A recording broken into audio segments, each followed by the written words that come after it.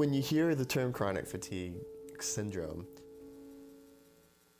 people often think it's something that's a made-up thing that people who are lazy say about themselves. But the truth is that it's a severe neurological and immunological disease that severely affects people and that ruins lives.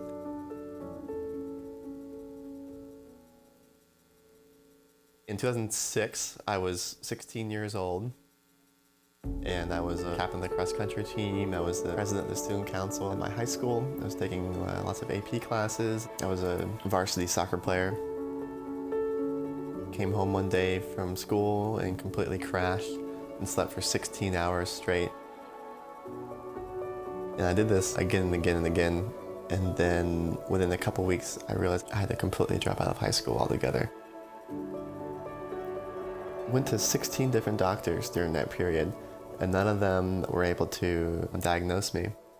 After 6 months, I was diagnosed with chronic fatigue syndrome.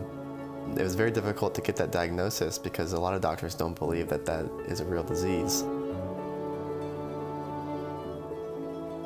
So this is a disease that's oftentimes characterized by pretty severe pain. It's also characterized by really severe disruptions of your nervous system and your cognitive abilities. People lose the ability to form a sentence.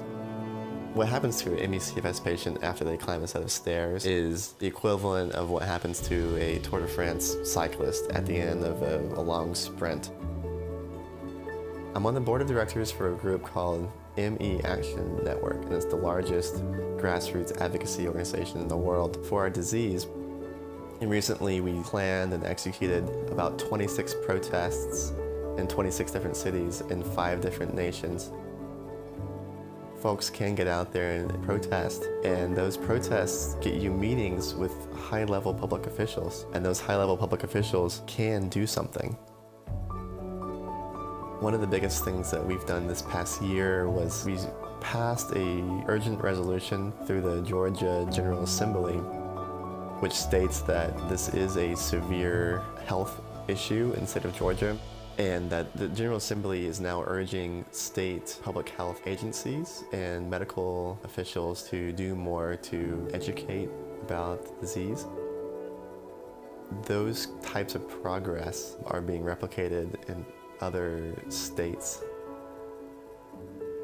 I am not the image of an ME/CFS patient, and I need for folks to see the ones that are hidden in the shadows, the ones who never go out, who don't have the opportunity to live lives in public.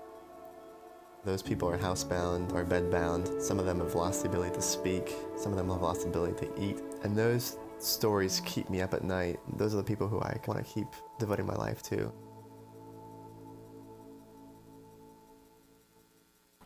I still remember sitting across the breakfast table from my Sunday school teacher in 2007 when he said something that still makes me want to hit him in the face. He said, "Chronic fatigue syndrome? Oh, I have that." And that may be what you think too, if you heard those words. But this was a disease that had derailed my life. I couldn't play soccer, I couldn't go to school, I couldn't even hang out with friends. I had seen more than a dozen doctors, and they were all baffled by it. That's why many of us think that even calling it chronic fatigue syndrome is a slap in the face to the millions around the world who have the actual disease, myalgic encephalomyelitis, which means it's a painful inflammation of the brain and the nervous system. Patients experience a level of severity akin to late-stage AIDS or to multiple sclerosis. People sleep for 12 hours and they feel like they haven't slept at all. People walk for 5 minutes, and it feels like they've run a marathon. Yet there are no FDA-approved treatments, there's no single lab test to diagnose it, and there isn't even a true billing code. So it's rare for visits to specialists who do understand this to be reimbursed by insurance companies. Now, 10 years later, I'm one of the rare success stories of ME/CFS patients. I have a doctor who understands it. I have parents who are able to pay for a protocol of off-label treatments and supplements.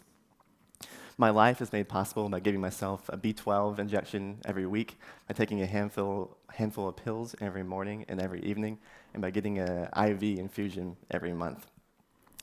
I was able to make it through college, and I can now work full-time, and many patients who fell ill at a young age aren't able to do that.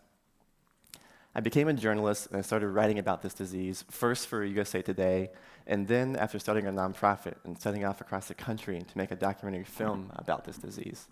The film is called Forgotten Plague, and you can see it for free on Amazon Prime. My co-director and I saw things that haunt me years later. This is one of them. His name is Jameson. He was a competitive bodybuilder who fell ill with ME/CFS, and he nearly died from it. He spent years bedridden in a darkened room. He lost the ability to eat solid food. He lost the ability to speak words out loud.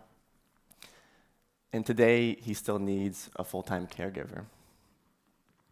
Now, Jameson and I, we share the same dream. We both hope to one day be fathers. I want to teach my son to build a fire under the starry sky. I want to teach my daughter how to dance the salsa.